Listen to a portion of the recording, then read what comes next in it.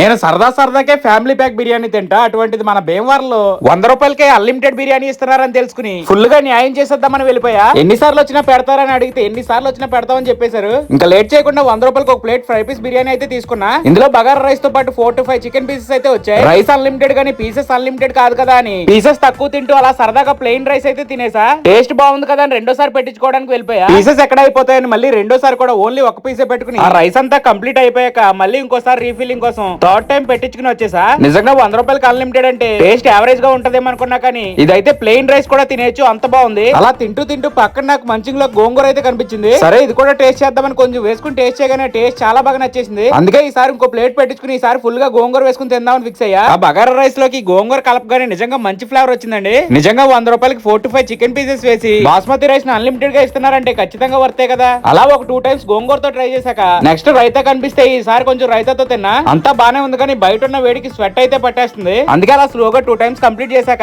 మళ్ళీ ఇంకోసారి పెట్టించుకుందామని వెళ్తే